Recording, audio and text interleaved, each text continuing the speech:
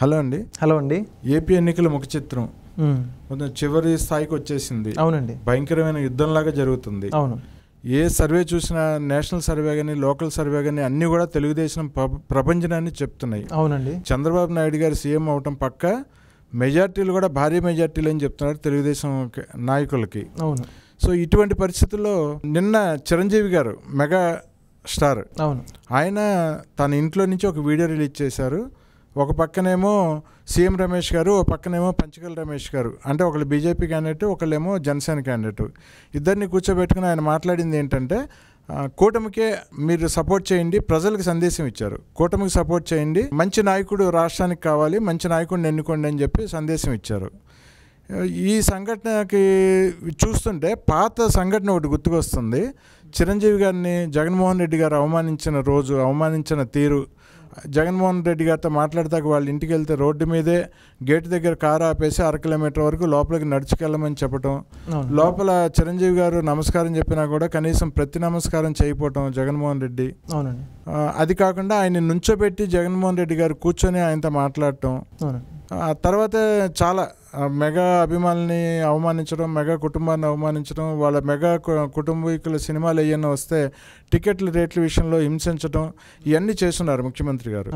So ఇప్పుడు చిరంజీవి గారు ఇచ్చిన సందేశం బట్టి ఏమంటారు? ఇది ఏమన్నా సమయం చూసి జగన్మోహన్ రెడ్డి గారికి షాక్ ఇచ్చారంటారా, లేదంటే మొత్తం మెగా కుటుంబం అంతా జగన్మోహన్ రెడ్డి గారికి వ్యతిరేకంగా తిరగాలనే ఉద్దేశంతో చేసిన కామెంట్ ఏంటంటారు నిన్న జరిగిన సంఘటన? మీరు గమనిస్తే అండి, మెగాస్టార్ అదేవిధంగా పద్మవిభూషణ్ రీసెంట్గా పద్మవిభూషణ్ అవార్డు రావడం జరిగిందండి. చిరంజీవి గారు సినీ ఇండస్ట్రీలో చాలా పెద్దగా ఉన్నటువంటి వ్యక్తి అండి. ఆయనకి ఎంతోమంది సినీ వ్యాప్తంగా మన రాష్ట్ర వ్యాప్తంగా కూడా ఎంతోమంది అభిమానులు ఉన్నారు. అటువంటి చిరంజీవి గారిని మీరు గతంలో గమనిస్తే చిరంజీవి గారిని అదేవిధంగా సినీ ఇండస్ట్రీలో కూడా ఎప్పుడు కూడా రాజకీయాలు అతీతంగా పనిచేయడం జరిగింది సినీ ఇండస్ట్రీలో. అటువంటి రాజకీయాలకు సంబంధం లేనటువంటి సినీ ఇండస్ట్రీ పెద్దల్ని కూడా, ఎవరైతే రాజమౌళి గారు ఉన్నారో వీళ్ళందరినీ కూడా తన ఇంటికి పిలిపించుకుని జగన్మోహన్ రెడ్డి కారు దూరంలో నాపిచ్చేసి వాళ్ళు ఏదో సామాన్యుల్లాగా నడిపించుకుంటూ తన ఇంటికి పిలిపించుకున్న పరిస్థితి అండి. యాక్చువల్గా మీరు గమనిస్తే గతంలో ఏ ముఖ్యమంత్రి కూడా సినీ ఇండస్ట్రీ టచ్ చేసినటువంటి ముఖ్యమంత్రి ఎవరు కూడా లేరు. అటువంటిది జగన్ రెడ్డి ఈరోజు పూర్తిగా ఆ యొక్క సినిమా రేట్లు తగ్గించేసి తన స్వార్థానికి ఆ యొక్క సినీ పెద్దలందరూ వాళ్ళ ఇంటికి పిలిపించుకొని సినిమా రేట్లు తగ్గించడం గురించి చిరంజీవి గారు పూర్తిగా బతిలాడుకుంటే ఇట్లా దండం పెట్టిన పరిస్థితి అండి. అయినా కూడా జగన్ పూర్తిగా నమస్కారానికి ప్రతి నమస్కారం పెట్టాలని ఇంగిత జ్ఞానం లేకుండా పూర్తిగా చిరంజీవి గారిని పక్కన పెట్టాడండి. అటువంటి చిరంజీవి గారు ఈరోజు ఎవరైతే అవమానించారండి, పూర్తిగా అవమానించారు, పక్కన పెట్టారు. అంత పెద్ద వ్యక్తిని పట్టించుకోలేదు కనీసం.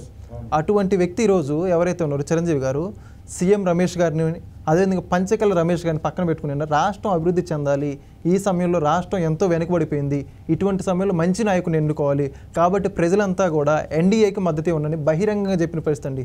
ఇంతవరకు చిరంజీవి గారు గతంలో మీరు గమనిస్తే చాలా కాలం నుంచి రాజకీయాల్లో ఎక్కువగా ఎక్కడ పాల్గొన్న పరిస్థితులు, అటువంటి చిరంజీవి గారు ఈరోజు బహిరంగంగా మద్దతు ఇవ్వడం జరిగిందండి. దీన్ని బట్టి అర్థమవుతుంది జగన్ అహంకారం ఎంత స్థాయిలో ఉందో, ప్రజలు ఆయన మీద ఎంత వ్యతిరేకత చూపుతున్నారో దీన్ని బట్టి అర్థమవుతుంది. మీరు గమనిస్తే ఈరోజు జనసేన కానివ్వండి, జనసేన అభిమానులు, చిరంజీవి మెగా అభిమానులు వీళ్ళందరూ నారా, నందమూరి ఇటువైపు చూస్తే మనకి, అదేవిధంగా ఇటువైపు మెగా అభిమానులు కూడా వీళ్ళంతా ఏకమయ్యి ఒక లారీ కింద నిమ్మకాయ ఏ విధంగా నలిగిపోతుందో అదేవిధంగా రేపు జగన్మోహన్ రెడ్డి కూడా ఎన్నికలు నలిగిపోతా ఉన్నాడండి. మీరు చెప్పేదాన్ని బట్టి నారా కుటుంబం, నందమూరి కుటుంబం, మెగా కుటుంబం, అవునండి, ఈ 3 కుటుంబాలు అంటే బ్రహ్మ విష్ణు మహేశ్వర్ లాంటి వాళ్ళు ఆంధ్రప్రదేశ్కి. అవునండి.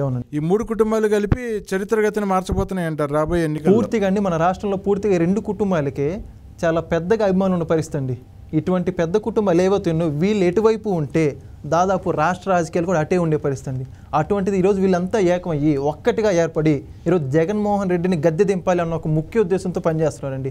ఇటువంటి పరిస్థితులు జగన్ ఓటమి తప్పదు, వీళ్ళు ఒక్కటయ్యారు కాబట్టి ఈరోజు వైసీపీ వాళ్ళంతా ఏదో మాట్లాడుతున్నారండి, అందరూ ఏకవుతున్నారు అని జగన్ సింహం సింగిల్గానే వస్తుందని. కానీ వాస్తవం గమనిస్తే మీరు ఉదాహరణకండి ఒక ఊర్లోకి ఏదైనా పిచ్చి కుక్క కానీ ఏదైనా ఒక ఉన్మాది ప్రవర్తిస్తే అక్కడ సాధారణంగా జనాలు ఎవరైతే ఉన్నారో అంతా ఏకమై అతన్ని పట్టుకోవడం జరుగుతుందండి.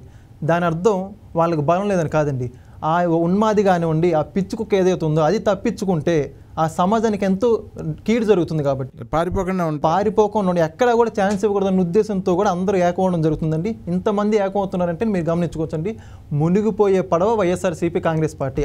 అందుకే అక్కడ ఎవరు సపోర్ట్ లేరని ఎవరు కూడా లేరు పరిస్థితి. ఈరోజు కార్యకర్తలు కూడా అక్కడ సపోర్ట్ లేరండి.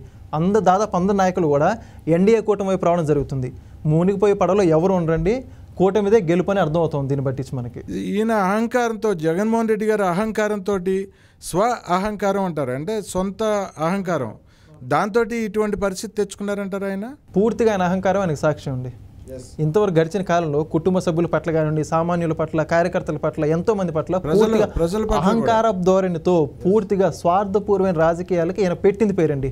అటువంటి అహంకారం వల్ల ఎవరైతే భస్మాసుడు మనం చరిత్రను చూసుకుంటే ఆయన మీద పెట్టుకుపోయినప్పుడు ఈయన అహంకారం ద్వారా ఈరోజు ఓటమి ఈయనే తెచ్చుకున్న పరిస్థితి అండి. దీనికి ఎవ్వరు బాధ్యులు కాదు. పూర్తిగా వైఎస్ఆర్సీపీ కాంగ్రెస్ మరికొద్ది రోజులు ఓడిపోతూ ఉంది. దానికి పూర్తి బాధ్యత జగన్మోహన్ రెడ్డి వహించాలండి. వాళ్ళ నాయకులు, కార్యకర్తలు దానికి బాధ్యులు. జగన్మోహన్ రెడ్డి అహంకారాన్ని తెలిసి కూడా వాళ్ళు సమర్థించారు. ఒక నెల రోజుల కిందట, అంటే 45 days బ్యాక్ అండి సుమారుగా 60 నుంచి 70 స్థానాలు వస్తాయని చెప్పారు వైసీపీకి సర్వేలన్నీ.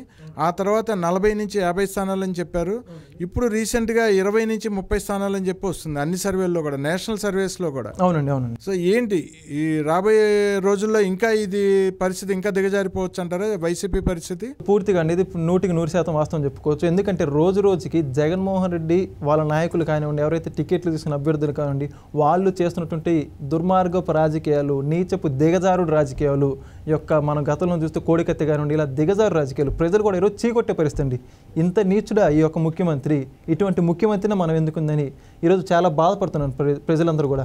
అందుకని సీట్లు ఇప్పుడు ఏదైతే 20-30 అంటున్నారో ఇంకా పూర్తిగా తగ్గించే దానికి 10 నుంచి 15 వచ్చే పరిస్థితి అండి. పూర్తిగా సర్వేలన్నీ కూడా పెయిడ్ సర్వేలు చేయించుకోవాలి, లేదో హడావుట్ చేస్తున్నారండి. బట్ నిజానికి మీరు ప్రజల్లో ఎవరైతే గమనిస్తే 10 నుంచి 15 సీట్లు వచ్చే పరిస్థితి వాళ్ళకి. ఇది కేవలం జగన్మోహన్ రెడ్డి యొక్క దుశ్చర్యలే కారణం వీటన్నిటికి కూడా.